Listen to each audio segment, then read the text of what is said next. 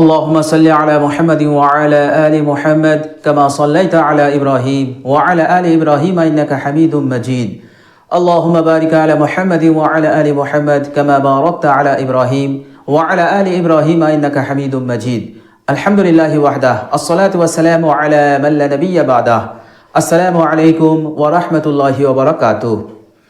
প্রিয় দর্শক, কাছে দূরে দেশ ও বিদেশে যে যেখানে অবস্থান করছেন সকলকে জানাই আমি আমার আন্তরিক সালাম, শুভেচ্ছা, অনেক অনেক অভিনন্দন।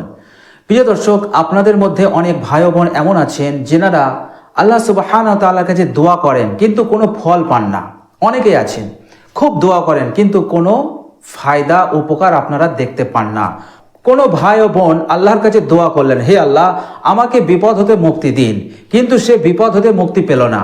কোনো অসুস্থ ব্যক্তি আল্লাহর কাছে দোয়া করলো, হে আল্লাহ আমাকে শেফা দান করুন, কিন্তু সে শেফা পেল না। ফলে সে ধারণা করে নেয় যে আল্লাহ সুবহানাহু ওয়া তাআলা আমার দোয়াকে কবুল করেনি, এরপর সে দোয়া করাই ছেড়ে দেয়। প্রিয় দর্শক, আপনি যে ভাবলেন যে আমার দোয়া কবুল হয়নি, আমার দোয়া কবুল হলো না, এটা হচ্ছে আপনার ভুল।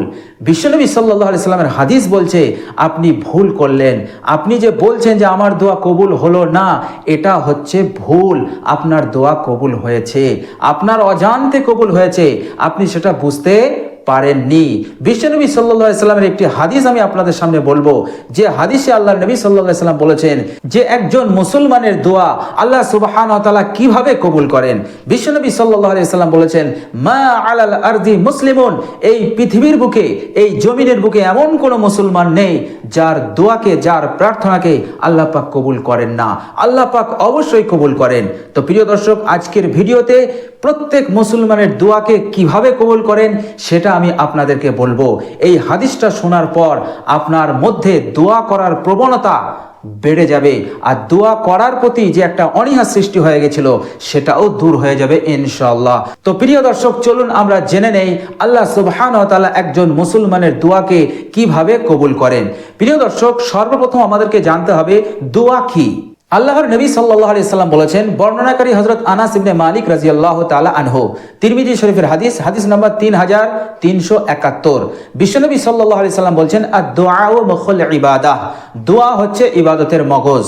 এবং দোয়া সম্পর্কে তিরমিজি শরীফের আরেকটি হাদিসে এসেছে, বর্ণনাকারী হযরত নু'মান বিন বাশীর রাদিয়াল্লাহু তাআলা আনহুমা, হাদিস নাম্বার 3247। হযরত নু'মান বিন বাশীর রাদিয়াল্লাহু তাআলা আনহু তিনি বলছেন, সামিআতু রাসূলুল্লাহ সাল্লাল্লাহু আলাইহি ওয়াসাল্লাম ইয়াকুল, আমি রাসূলুল্লাহ সাল্লাল্লাহু আলাইহি ওয়াসাল্লামকে বলতে শুনেছি, আদ-দুআউ হুয়াল ইবাদাহ, অর্থাৎ দোয়া হচ্ছে একটি ইবাদত। দোয়া হচ্ছে একটি ইবাদত। এর প্রমাণস্বরূপ বিশ্বনবী সাল্লাল্লাহু আলাইহি ওয়াসাল্লাম সূরা মুমিনের একটি আয়াত তিনি তেলাওয়াত করলেন। তিনি বললেন, বিসমিল্লাহির রহমানির রহিম, ওয়া ক্বালা রাব্বুকুম উদউনি আস্তাজিব লাকুম, যে আল্লাহ সুবহানাহু ওয়া তাআলা বলেছেন, তোমাদের প্রতিপালক বলেছেন তোমরা আমার কাছে দোয়া করো, তোমরা আমার কাছে প্রার্থনা করো, আমি তোমাদের প্রার্থনাকে, দোয়াকে কবুল করব।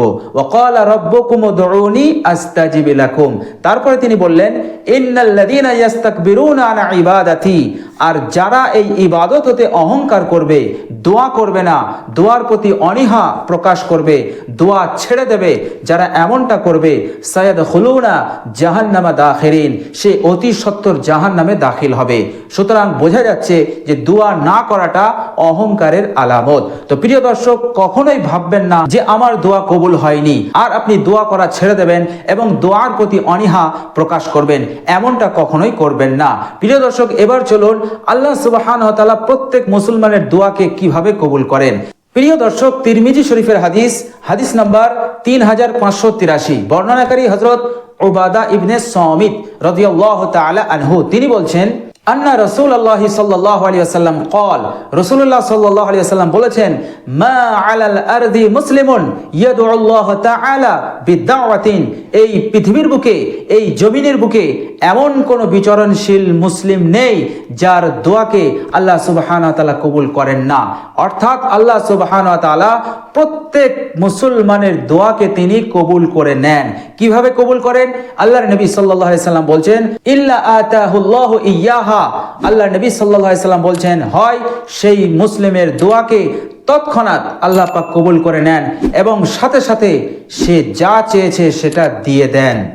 যদি এটা না হয় তো আল্লাহ সুবহানাহু ওয়া তাআলা এইভাবে কবুল করেন, আও সরফা আনহু মিনাস সুই, ও যা দোয়া চেয়েছে সেই দোয়ার বরকতে ভবিষ্যতে ইন ফিউচার তার উপরে যে বিপদ আলা বালা আসতো, যে রোগ ব্যাধি আসতো, সেই রোগ ব্যাধি সেই বিপদ আপদ আলা বালাকে ওই দোয়ার বরকতে আল্লাহ সুবহানাহু ওয়া তাআলা তার জীবন থেকে, তার পরিবারের জীবন থেকে, তার সন্তানদের জীবন থেকে দূরে সরিয়ে দেন।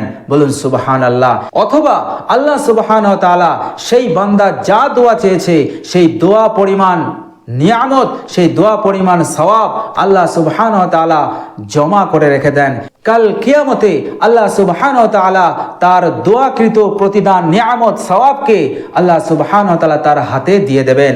যখন তার হাতে দিয়ে দেওয়া হবে তখন সে আফসোস করবে, হে আল্লাহ, দুনিয়ার বুকে আমার একটি দোয়াও যদি কবুল না হতো তাহলে আজকে কিয়ামতের দিনে আমি আরো সওয়াব নেকি নিয়ামত পেয়ে যেতাম। আফসোস, আমার একটি দোয়াও যদি দুনিয়ার বুকে কবুল না হতো। তো প্রিয় দর্শক, এই তিন ভাবে আল্লাহ সুবহানাহু ওয়া তাআলা একজন মুসলিমের দোয়াকে কবুল করে নেন। কখনোই কোনো মুসলমানের দোয়াকে প্রত্যাখ্যান আল্লাহ সুবহানাহু ওয়া তাআলা করেন না। আপনি আল্লাহর কাছে দোয়া করবেন আর সেই মহান দাতা আপনার দোয়াকে কবুল করবে না, এটা হতেই পারে না। ইটস ইম্পসিবল, এটা একদমই অসম্ভব। আল্লাহ সুবহানাহু ওয়া তাআলা আপনার দোয়াকে অবশ্যই কবুল করছেন, হয় সঙ্গে সঙ্গে দেবেন, আর যদি না দেয় মনে করবেন ওই দোয়ার বরকতে আপনার জীবনে, আপনার সন্তানের উপর, আপনার পরিবারের উপরে যে বালা আসতো, যে মুসিবত আসতো, সেই মুসিবতকে আল্লাহ পাক দূর করে দিয়েছেন। অথবা আল্লাহ সুবহানাহু ওয়া তাআলা আপনি যা চেয়েছেন সেই পরিমাণ সওয়াব নেকি নিয়ামত আপনার জন্য জমা করে রেখেছেন। মৃত্যুর পর কাল কিয়ামতের দিনে আল্লাহ সুবহানাহু ওয়া তাআলা যে দোয়ার ফল আপনাকে দুনিয়াতে দেয়নি সেই ফল, সেই প্রতিদান কাল কিয়ামতে আল্লাহ সুবহানাহু ওয়া তাআলা আপনাকে দিয়ে দেবেন। তবে আল্লাহ সুবহানাহু ওয়া তাআলা মুসলমানের ওই দোয়াকে কবুল করে না যে দোয়াটা গুনাহের দোয়া হয়, পাপের দোয়া হয়, অথবা কোনো আত্মীয়তার সম্পর্ক ছিন্ন করার দোয়া হয়। এই দোয়াকে আল্লাহ পাক কখনোই কবুল করেন না। মা লাম ইয়াদউ বিমাসামিন আও কাতিআতিন রাহিমিন, অর্থাৎ যে গুনাহের জন্য দোয়া করে অথবা আত্মীয়তার সম্পর্ক ছিন্ন করার দোয়া করে, এই দোয়াটা আল্লাহ পাক প্রত্যাখ্যান করে দেন, এটা কবুল করেন না। বিশ্বনবী সাল্লাল্লাহু আলাইহি সাল্লামের মুখ থেকে এই বিষয়টা শোনার পর এক ব্যক্তি বলল, ওয়াকালা রাজুলুম মিনাল কওম, এক ব্যক্তি দাঁড়িয়ে বলল, ইয়া রাসূলুল্লাহ, যদি এমনই হয়, অর্থাৎ প্রত্যেক দোয়াকে আল্লাহ পাক অবশ্যই কবুল করে নেন, যদি এমনটাই হয় তাহলে তো নুকফিরু, আমি বেশি বেশি আল্লাহর কাছে দোয়া করব। আর আল্লাহ নবী সাল্লাল্লাহু আলাইহি সাল্লাম জবাবে বললেন, আল্লাহু আতা, আর আল্লাহ সুবহানাহু ওয়া তাআলাও খুব দানকারী, খুব দানকারী। তো প্রিয় দর্শক, এই হাদিস দ্বারাই বোঝা গেল আপনার দোয়া বিফলে যাচ্ছে না, কোনো না কোনো ভাবেই আপনার দোয়াকে কবুল করা হচ্ছে। যদি আপনি দুনিয়াতে ফল না পান, পরকালেতে অবশ্যই আল্লাহ সুবহানাহু ওয়া তাআলা আপনার দোয়া পরিমাণ সওয়াব, নেকি এবং নিয়ামতকে পুঞ্জীভূত করে রাখছেন। কাল কিয়ামতের মাঠে আপনাকে সেটা দান করে দেবেন। প্রিয় দর্শক, তাহলে দোয়ার প্রতি কখনোই অনীহা নয়, বেশি বেশি দোয়া করুন। আপনার দোয়াকে আল্লাহ পাক অবশ্যই কবুল করছেন। এই বিশ্বাস নিয়ে, এই দৃঢ় ঈমান নিয়ে, ইয়াকিন নিয়ে আপনি বেশি বেশি আল্লাহ সুবহানাহু ওয়া তাআলার কাছে দোয়া করুন।